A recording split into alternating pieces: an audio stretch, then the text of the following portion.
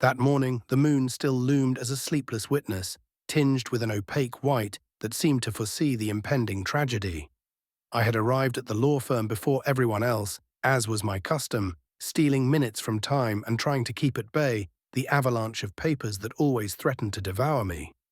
The office, as solemn as a cathedral of marble and glass, still slumbered under the dim light of the fluorescents. Only the echoes of my footsteps broke the silence. The rhythm of the day unfolded with the precision of a Swiss watch. At 6, me. At 7, my 4 colleagues, and shortly after, the director, a man whose authority seemed to smell of leather and strong coffee. Everything followed the script written by monotony until the first shock came as a distant murmur.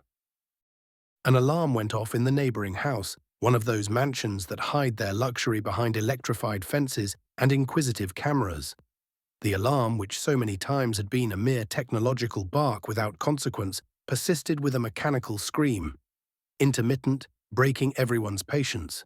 That inhuman sound, like the wail of a wounded animal, eventually faded, and calm returned, though tinged with a subtle strangeness, like the scent of rain before a storm.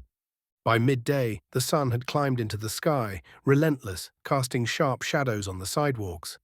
After lunch, that hour when the body begs for respite, the office became a sanctuary of stifled yawns. It was then that an explosion slammed the door on our drowsiness. The sound was a dry roar that seemed to tear through the air, followed by a column of black smoke rising from a nearby hospital.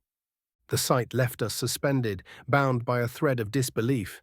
We searched for answers on our phones, but I had no time to stay. Duty called me to the notary's office, where a witness awaited me for an extrajudicial statement. My client arrived in his truck, a robust and solid vehicle, as if fate had known we would need it later. The drive passed through the city's usual bustle, but as we neared the park, chaos began to reveal itself with terrifying rawness. People ran in all directions, as if fleeing from an invisible fire. Their faces, contorted by terror, were mirrors of unfathomable suffering. At first I thought it was a protest, but the truth sliced through me like a sharp knife when I heard the screams. They were unnatural guttural sounds, as if the very souls were being torn apart in an effort to escape their bodies.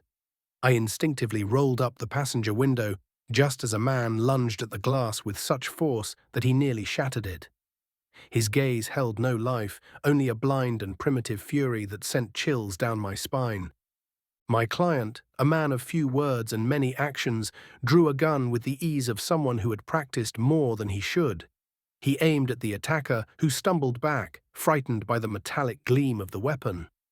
In an act that seemed as inevitable as a river seeking its course, my client stepped out of the car and confronted the man, cursing him with a hatred that ignited the air.